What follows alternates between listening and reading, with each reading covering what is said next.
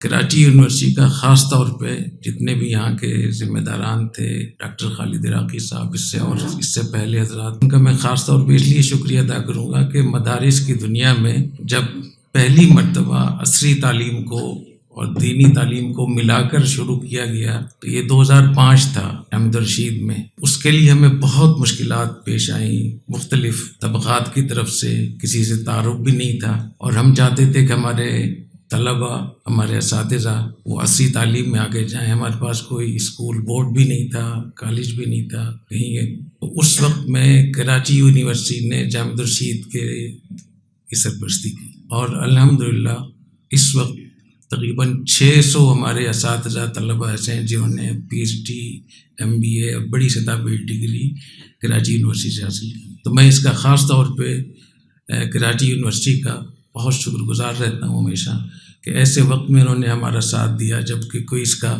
ہمیں ساتھ پوچھنے والا نہیں تھا. اور جیسے کاروباری لوگ ہوتے ہیں تو وہ اپنے کاروبار میں اس کو دیکھتے ہیں کہ ہمارے کاروبار کی ترقی کی وجہ کیا ہے، تو خاندان ان چیزوں کو بڑا سنبھال کے بھی رکھتے ہیں اور راز میں بھی رکھتے ہیں، بتاتے بھی نہیں. تو جامعہ الرشید میں عصری تعلیم کی ترقی کا راز وہ کراچی یونیورسٹی. اس لیے میں ہمیشہ کراچی یونیورسٹی کے لیے شکر گزار بھی رہتا ہوں، ممنون بھی رہتا ہوں.